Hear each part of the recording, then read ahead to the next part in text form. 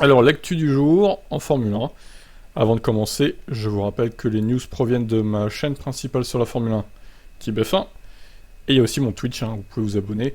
On parle de F1 sur ces deux chaînes de façon constante et régulière. Les liens sont dans la description. Bon visionnage. Ciao. Allez, séance numéro 1 qui vient de se terminer à Abu Dhabi. Regardez le doublé Mercedes. Incroyable. Bon, et attention, il n'y avait pas Verstappen. C'est Lawson qui l'a remplacé. Dans le cadre de ces jeunes pilotes, évidemment. Donc Leclerc P3 devant Pérez. Liam Lawson a quand même fait P5 à 2 dixièmes de Pérez, c'est pas mal. Vettel 6ème, Robert Schwarzman 7ème. Schwarzman qui a remplacé Sainz chez Ferrari. Ricciardo 8ème devant Bottas, Albon, Gasly, Ocon, Tsunoda, Kubica chez Alfa Romeo qui a remplacé Joe. Sargent chez Williams qui a remplacé Latifi. Sargent ça a pas l'air d'être une flèche, il a fait un spin en plus à un moment donné. Bon, après il est qu'à 2 dixièmes et demi de Albon, vous me direz, c'est pas énorme. Mais bon, déjà, il faut qu'il arrive à avoir sa super licence, ce qui n'est pas encore acté. Magnussen devant Fittipaldi. Pat Howard, bon, il a eu un problème technique, mais il a pu repartir au final. Tant mieux pour lui. Jack Doohan sur Alpine, lui, il est très loin pour le coup. Je sais pas trop ce qu'il a testé. Et Drugovic chez Aston Martin, qui a remplacé donc Stroll. Voilà pour ça. Je vous laisse, c'est à 14h, donc on se retrouve pour la séance numéro 2. La séance numéro 2 vient de se terminer à Abu Dhabi. Verstappen reprend les commandes devant Russell, Leclerc et Hamilton. Bon, les Mercedes plutôt bien placés. Cependant, il y a quand même un petit gap avec Verstappen qui est un peu inquiétant. Bon, on verra demain, mais... Perez à 7 dixièmes, il est un peu loin de Leclerc, pour le coup, niveau chrono. C'est mal embarqué pour la deuxième place, Checo. Sainz P6, Ocon devant Alonso pour 5 millièmes. C'est très serré entre les deux Alpines. Ricciardo, il a plutôt l'air en forme, je dirais. En ce dernier week-end, il est encore devant Norris, donc à voir. Bottas, Norris, Vettel, Joe, Stroll, les Aston moyennes, Tsunoda, Albon, les deux As pas très bons du tout. Gasly, 19ème, c'est pareil, Gasly, oh là là, c'est long. Et Latifi toujours dernier. Bon, et bien sur ce, on se retrouve demain à 11h30 pour les essais 3 en live. Sinon, il y aura le débrief de tout ça ce soir, comme d'habitude, et puis des news toute la journée. Allez, bye bye. C'est officiel, Ricciardo signe chez Red Bull en tant que pilote des réserves pour 2023. Il est de retour chez Red Bull, dans l'écurie du mal. C'est incroyable. Il n'a pas voulu venir chez Mercedes dans la lumière, il préfère retourner chez Red Bull. Être le larbin de Perez et de Verstappen. Peut-être qu'il pense qu'il pourra prendre la place de Perez, qui va se faire virer, que ça va empirer entre les deux. Ah, peut-être, après remarque. Donc c'est Marco qui a officialisé ça, donc c'est officiel, clairement. Donc, à 33 ans, Ricciardo retrouve l'écurie pour laquelle il a piloté entre 2014 et 2018. Depuis un certain temps, il était question que Ricciardo revienne chez Red Bull en tant que pilote de réserve. Marco a précédemment indiqué qu'ils étaient en pourparlers avec le multiple vainqueur de Grand Prix pour lui donner un rôle au sein de l'équipe autrichienne. Il y aurait également eu des discussions avec Mercedes, mais Marco confirme le retour de Ricciardo chez Red Bull. Ces discussions n'ont pas abouti. Marco a également été interrogé sur le rôle de Perez au sein de l'équipe. Le problème de la consigne d'équipe au Brésil et l'accident récemment délibéré à Monaco ont fait naître des rumeurs, selon lesquelles le Mexicain ne serait pas sûr de sa place l'année prochaine malgré son contrat en cours jusqu'à la fin 2024. Selon Marco, rien de tout ça est vrai. Liam Lawson, qui a pris la place de Verstappen lors de la première séance, restera le pilote de réserve de Red Bull aux côtés de Ricciardo. Le néo-zélandais, actuellement actif en Formule 2, est en outre le pilote de réserve de l'équipe B AlphaTauri. Ricciardo devrait être utilisé principalement comme ambassadeur de marque pour l'équipe de F1 Red Bull.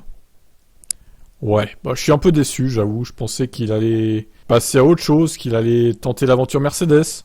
J'aurais bien vu chez Mercedes en tant que réserviste, honnêtement. Mais non, il préfère retourner chez Red Bull. C'est décevant. C'est très décevant. Bon tant pis, du coup chez Mercedes, je pense qu'ils vont prendre Mick Schumacher en tant que réserviste. C'est ce qui me semble le plus logique. Voilà, je vous laisse commenter. La F1 veut tester un DRS modifié lors des sprints 2023. Ah oui. Le DRS est un dispositif qui vise à favoriser les dépassements en réduisant la traînée d'une voiture se situant à moins d'une seconde d'une autre. Toutefois, depuis ses débuts en discipline reine, ce système a toujours été interdit dans certaines phases de course, comme les 2 tours suivant les départs ou les restarts après la voiture de sécurité. Les instances craignant qu'il soit de nature à créer des situations dangereuses avec des risques d'accident. Désormais, la F1 souhaite infléchir sa position et voir si une activation de ce dispositif dès le second tour de la course, et non plus le troisième, serait bénéfique pour le spectacle. Ainsi, pendant une réunion de commission F1 qui s'est tenue à Abu Dhabi ce vendredi, les parties prenantes de la discipline se sont mises d'accord pour tester une nouvelle modif des règles sur les 6 sprints prévus l'année prochaine. Lors des courses servant à établir la grille de départ des Grands Prix Sprint de 2023, il sera désormais possible pour les pilotes d'utiliser le DRS après un seul tour de course, contre 2 actuellement. En dehors de ça, les conditions d'utilisation de ce dispositif resteront les mêmes, notamment l'exigence de se trouver à moins d'une seconde. Une fois le bilan de ces expérimentations tiré, les instances pourront envisager de généraliser ce format à l'ensemble des courses sprint ou non en 2024. Ouais, bon, ça change pas grand-chose. Ça serait activable au bout de 2 tours au lieu de 3. Ça reste, bon, c'est un léger changement quand même. Hein. Cette déclaration d'intention, qui devra, rappelons-le, être validée par le Conseil mondial du sport automobile pour intégrer définitivement le règlement 2023, va à l'encontre de la volonté parfois affichée de se débarrasser du DRS, qui n'est pas un outil populaire auprès des fans. Toutefois, les dirigeants estiment qu'il est encore trop compliqué de s'en passer au vu de sa contribution au spectacle. Alors, c'est clair. Je vous rappelle qu'il n'y a plus trop d'aspi sur ces voitures-là, et que si on se passe du DRS, c'est pas en virage qu'on va dépasser. Alors certes, les voitures se suivent un peu mieux, mais bon, généralement, c'est quand même en ligne droite que tu dépasses quelqu'un, c'est pas en virage, quoi. Hein. Un accord a été trouvé concernant une simplification de la structure de dédommagement pour les dégâts qui seraient liés à des incidents survenant lors des sprints. Ainsi, au lieu que les équipes demandent un remboursement pour les réparations, elles auront désormais droit à un montant fixe par épreuve concernée. Dans les faits, pour chaque Grand Prix avec sprint, les équipes obtiendront une allocation dans le cadre du plafond budgétaire à hauteur de 300 000 $, contre 150 000 actuellement. Toutes les autres indemnités pour les dégâts mineurs et matériels seront ainsi supprimées du règlement, toujours dans un but de simplification. Toujours au sujet des sprints, une modification des conditions de parc fermé pour ces Grands Prix est envisagée, afin de simplifier les choses, notamment en termes de réglages, qui sont actuellement gelés à compter des qualifs du vendredi. Et pour finir, toujours sur les sprints, les 6 courses sprint devraient être en Azerbaïdjan, en Autriche, en Belgique, donc il y aurait 2 courses à Spa l'année prochaine, incroyable, ça fera plaisir aux fans belges. Alors c'est pas officiel, attention, ce sont des rumeurs, hein, c'est pas officiel, mais voilà, c'est ce qui paraît ressortir. Donc au Brésil, forcément, vu la qualité de la course sprint 2022, ça va encore revenir au Brésil, c'est logique. Aux USA, alors les USA, vous me direz, il y a 3 courses. Aux USA, non, ça serait Austin. Hein. Grand Prix des États-Unis, c'est Austin. À Miami, c'est Grand Prix de Miami, et Las Vegas, c'est Grand Prix de Las Vegas, tout simplement. Et il y en aura une autre au Qatar. Alors Qatar, pour le coup, pour faire plaisir aux Émiratis, j'imagine, parce que le Qatar, c'est pas le meilleur circuit de la saison. Hein. Ils auraient pu trouver autre chose. Donc voilà, à voir si ça va se confirmer ou pas. Voilà pour les courses sprint du coup, qui vont donc un peu changer en 2023. À voir si elles seront toujours reliées au fait que ça détermine la grille de départ de la course normale. Bon, ça c'est encore en négociation visiblement. Allez, ciao. Alors il y a quelques news qui sont sorties par rapport à la Formule 1 et le futur de la Formule 1. La F1 planche sur un kit aéro pour réduire les projections d'eau. Afin d'améliorer la visibilité des pilotes sous la pluie, la Formule 1 pourrait prochainement mettre en place un kit aéro standardisé. Bah ça c'est pas idiot, j'ai envie de dire. La quantité d'eau à Suzuka a été énorme, ça a posé problème aux pilotes. Le retour des pilotes suggère qu'avec cette génération de voitures, la visibilité est réduite, dans des conditions extrêmement humides, ce qui est un facteur déterminant concernant le départ ou la nécessité de suspendre les séances.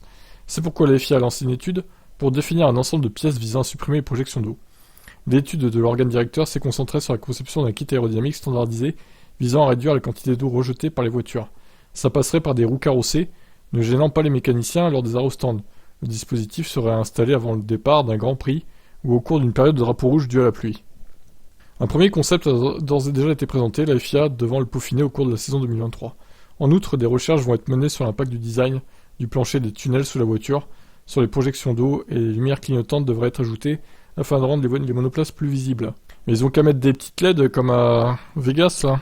Il y avait. Sous la voiture, on les verra bien les voitures là, hein. Pas de soucis. Hein.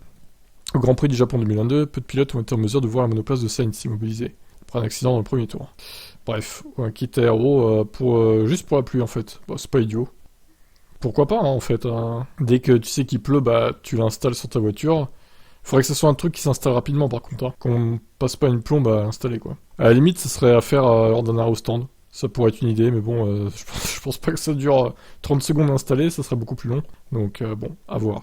Qu'est-ce que vous en pensez ? Bon, la FIA visiblement n'a pas trop envie d'enquêter sur le crash de Pérez à Monaco. C'est ce qu'a indiqué Ben Sulayem, président de la FIA. Invité à s'exprimer sur ce nouveau dossier, le président de la fédération Mohamed Ben Sulayem a lancé devant certains médias dans Motorsport lors du Grand Prix d'Abu Dhabi. De notre côté, personne n'a dit vouloir enquêter là-dessus. Mais s'il y a quelque chose à examiner, on en serait plus qu'heureux. Une chose que je dirais en toute sincérité, c'est que j'ai pas peur de mener une enquête ou d'en parler s'il y a un problème. Je m'en cacherai pas, je suis prêt à faire amende honorable et à dire s'il y a un problème avec la FIA. Sinon, je peux pas faire ça. Si je peux pas faire ça, on ne pourra jamais s'améliorer et évoluer. Ça, je peux vous le garantir. L'éventualité d'un incident volontairement provoqué pour rendre la piste impraticable serait évidemment une infraction grave au règlement. L'article 37.5 du règlement sportif de la F1 dispose que tout pilote participant à une séance d'essai qui, de l'avis des commissaires, s'arrête sans raison sur le circuit ou gêne sans raison un autre pilote sera soumis aux sanctions visées à l'article 37.4. En outre, il serait possible d'argumenter que le fait de provoquer délibérément un accident pour faire apparaître un drapeau rouge lors d'une séance peut être considéré comme antisportif. L'article 12.2.1c du Code sportif international de la FIA dispose que toute conduite frauduleuse ou tout acte préjudiciable aux intérêts d'une compétition ou aux intérêts du sport auto en général peut constituer une infraction. D'accord, donc bon. Personne ne veut enquêter, en même temps ça fait 6 mois que c'est passé, donc c'est un peu tard maintenant. Ça fait même, ouais, si, ça un peu moins de 6 mois, du coup, vu que c'était fin mai. Ouais, bon. Encore une fois, je crois que la FIA a été bernée, qu'ils ont rien vu venir, quoi. Voilà. Donc Perez va s'en sortir sans rien, et on aura toujours le doute de savoir s'il a fait exprès ou pas. Voilà. Bon certains diront que de toute façon, ça lui a pas vraiment profité au qualif vu qu'il a fini P3, mais en même temps, il a gagné la course, mine de rien. Est-ce qu'il l'aurait gagné si son équipier avait pu améliorer son chrono, et si c'était qualifié devant lui? Je pense que du coup, ça aurait été Max qui gagne, vu ce qu'a fait Ferrari pendant la course. Mais bon, on ne le saura jamais. Je vous laisse commenter. Oh là là. Oh la carpette. Oh là là, la carpette Checo. Il s'excuse pour ses mots envers Verstappen au Brésil. Je suis capable de mettre tout ça derrière nous. Putain. Comment il a plus de dignité lui aussi là. Évidemment. C'est un sport émotionnel. La F1. Il n'y a pas d'autre sport où vous pouvez vous exprimer en direct, et c'est seulement en F1 que ça se produit. Il y a donc beaucoup d'émotions qui passent et beaucoup de choses à dire. Je regrette évidemment beaucoup de choses que j'ai dites après la course parce que je suis de retour avec Max dans la relation que nous avions. Et nous sommes tous les deux dans l'équipe et tout le monde est prêt à aller de l'avant. C'était bien que ce que t'avais dit là, qui montre sa vraie nature, Max. C'était ça qu'il fallait dire. C'est bien, Sergio. Pourquoi tu t'excuses? Pourquoi tu regrettes tes propos? Tu es lamentable. Il a peur de se faire remplacer par Ricardo, hein. C'est ça. Hein. Il a tellement peur, Sergio, pour son poste là. Tout le monde a été mis dans une situation très difficile là-bas, du côté de Max, du côté de l'équipe et du mien. Je pense que nous aurions pu mieux gérer la situation. On va évidemment tirer des leçons de tout ça et faire les choses différemment à l'avenir. C'est comme ça qu'il faut être, chaque équipe dans le paddock apprend. Heureusement, c'est juste dans les 100 derniers mètres du tour que j'ai découvert qu'il n'allait pas me rendre la position. C'était évidemment un mauvais sentiment. Sinon, il aurait fait quoi? Il aurait craché. Mais je pense que je suis capable de mettre tout ça derrière nous, et oui, ma priorité est d'avoir un bon environnement pour travailler, et d'être capable de faire confiance à mon coéquipier, de faire confiance à mon équipe. C'est ma priorité. Mais est-ce qu'il croit vraiment à ce qu'il dit là en fait? C'est la question que je me pose. Voilà, donc Perez s'écrase devant Verstappen, le roi, et Red Bull aussi. Super. En fait, c'est Verstappen F1 Team, quoi. Red Bull, c'est un peu ça. Qu'est-ce que vous en pensez, vous? McLaren annonce un gros retard pour sa soufflerie. Apparemment, c'est la merde chez McLaren. Il y a beaucoup de retard sur le chantier, ça ne sera pas avant la mi-2023.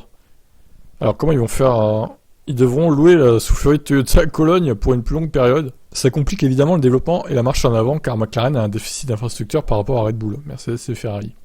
Même Alpine a réussi à moderniser Enstone plus rapidement. Oh là là, ça va être compliqué les années qui viennent pour McLaren, j'ai l'impression. Sans soufflerie moderne à Woking, McLaren loue un espace de développement chez Toyota à Cologne, mais cette soufflerie est aussi vieillissante. Ces mises à jour remontant maintenant à plus de 10 ans. Une F1 ne peut même pas être mise en rotation dedans pour simuler l'écoulement dans les courbes. Ah ouais, d'accord. La prochaine McLaren est conçue dans la soufflerie de Toyota, ce qui était prévu avec le développement de la F1 2024, qui devra probablement se faire encore à Cologne. McLaren prendra encore une année de retard sur son programme initial.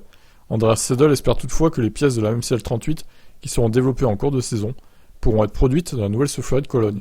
Ça dépendra évidemment de la longueur de la phase de calibration, une opération qui prend en général plusieurs mois. Eh ben, pas top tout ça pour McLaren, dis donc, ils vont perdre un temps fou. Bon, voilà. Piastri et Norris, ils auront plus qu'à pleurer. Ils vont se battre pour la 10e place, ça va être super. Allez, ciao. Hamilton et les fantômes d'Abu Dhabi, je ne regarde pas vers le passé. Abu Dhabi 2021 est oublié, place à 2022.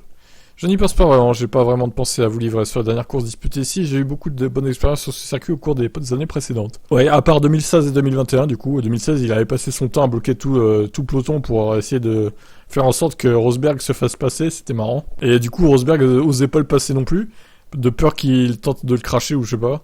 C'était rigolo. Je ne regarde pas dans le passé, j'essaie de pas penser à ce que j'aurais pu faire de mieux nécessairement. Cette course d'Abu Dhabi a-t-elle laissé des cicatrices à Hamilton? Je pense pas, au début peut-être, oui, mais oui, mon amour pour le sport est toujours le même. J'espère que mon engagement et mon temps ici le montrent. Cette année a été une année très différente, une année à laquelle aucun d'entre nous dans l'équipe ne s'attendait. Elle nous a enseigné des leçons que nous n'avions pas réalisées, que nous n'avions pas vécues dans le passé. Ça nous a rendus plus forts, donc cette année était très positive à cet égard. Qu'est-ce qui me pousse à continuer? Je sais pas, c'est une question que je me pose probablement moi-même. Peut-être parce que Fernando et Seb sont toujours là. Bah du coup on va perdre Seb maintenant. Mais maintenant évidemment nous allons perdre Seb, voilà. Je ne sais pas, je pense que j'aime toujours ce que je fais. J'aime toujours le défi chaque année d'essayer d'évaluer ce que vous avez appris et laisser la merde derrière vous. Et puis mettre les bonnes choses en avant. Mais je pense qu'en vrai, il veut pas se barrer avant que Alonso se barre. Hein. C'est une question d'ego, je pense. Hein. Comment évoluer pour être meilleur à chaque fois? Comment être en meilleure santé? Comment développer son esprit, son corps et son âme? Et oui, nous parlons de monter dans la ligne. Je veux dire, naturellement, nous recherchons tous la ligne.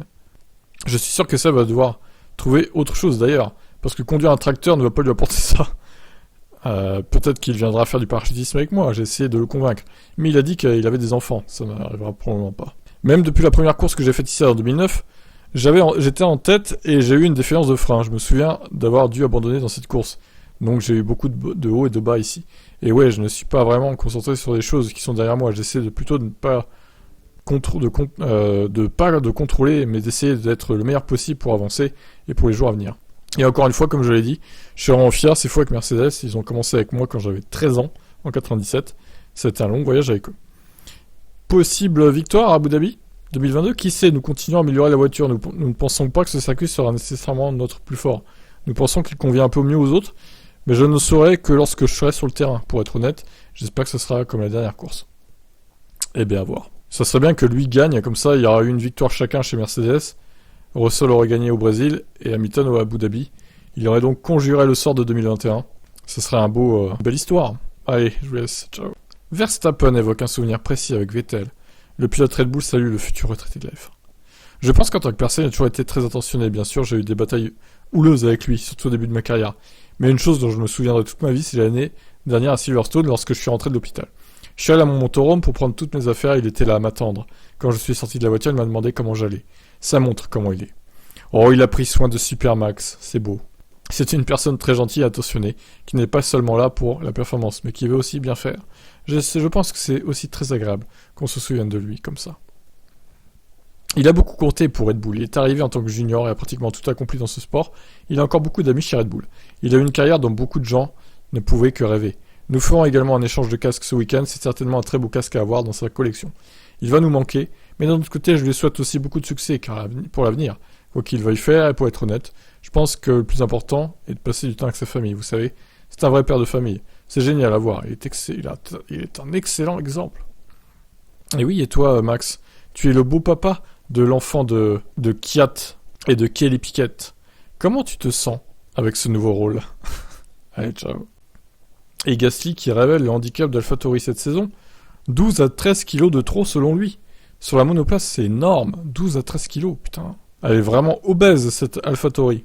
Gasly estime que le poids supplémentaire plus de la limite de 798 kg de la F1 leur a coûté environ 3 dixièmes et demi par tour. Ce qui, selon lui, les a empêchés de se qualifier dans le top 10 à plusieurs reprises. Ah bah c'est clair. Le nombre de fois où nous avons raté la Q3 d'un dixième ou deux, je m'en souviens probablement même pas. Environ 10 fois cette saison. Et emporter tout ce poids en plus, en course, c'est comme courir avec un sac à dos. Vous commencez avec 12-13 kg de trop, vous le portez tout au long de la course, et vous avez encore à l'arrivée. Vous avez plus de dégradation et de surchauffe de vos pneus, vous allez avoir une plus grande dégradation que les autres, des performances plus lentes. C'est donc comme un effet boule de neige. Je pense que la voiture a du potentiel et c'est certainement pas mal, mais j'ai juste lutté avec ça pendant la majeure partie de la saison. Ouais, bon, bah, il est clairement en temps qu'il se barre de là, parce que c'est n'importe quoi. 13 kilos supplémentaires, ils ont même pas été capables de baisser ça à 5 ou 6 kilos, quoi. C'est quoi cette écurie, là? Bah dis donc, Red Bull, vous pourriez leur donner un peu plus d'argent, parce que franchement, ils ont les miettes AlphaTauri, en fait. C'est lamentable. Donc je continue, une année délicate, car ils avaient évidemment des attentes très élevées, comme moi, après la dernière saison, il y avait un bel élan, il y a eu un changement de réglementation avec l'objectif de la F1 de rassembler le peloton.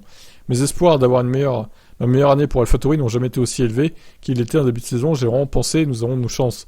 Les plafonds budgétaires arrivent, nous n'avons donc aucune raison de ne pas surpasser toutes les équipes du peloton, mais ce ne fut pas le cas. Un début de championnat peu prometteur n'a pas immédiatement préoccupé Gasly.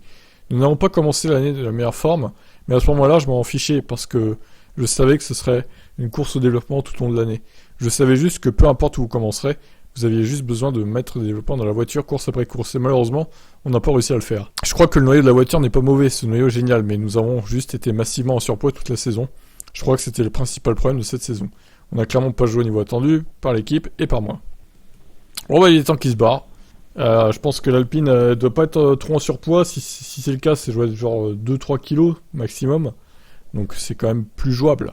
Donc voilà, la Fattori, elle est trop lourde en fait. Bien trop lourde. Ça ne va pas du tout. Allez, ciao. Alors une actu F2, puisqu'il s'agit du dernier week-end de F2 de 2022 à Abu Dhabi. Et Sargent doit avoir sa super licence s'il veut décrocher un baquet chez Williams. Que doit-il faire pour y arriver? Avec 28 points gagnés au cours des dernières saisons en F3 et F2 et des essais de F1, Sargent doit terminer au moins 5ème du classement pilote, une valeur de 20 points, ou 6ème, une valeur de 10 points, à condition qu'il reçoive les 2 points supplémentaires disponibles pour avoir terminé la saison sans recevoir un seul point de pénalité. Ouais, c'est compliqué, hein. Sargent est actuellement 3ème du classement, ce qui a une valeur de 40 points, derrière le champion Durovic et Théo Pourchaire. Mais son décompte de points pour la super licence sera augmenté de 2 points après avoir atteint les 100 km de roulage requis lors de son roulage avec Williams aux US et au Brésil. Ça aurait été 3 points s'il avait pu faire un tour de plus au Mexique, c'est pas de bol. Imaginez s'il lui manque un point, ça voudra dire que pour un tour il n'aura pas sa super licence. Oh.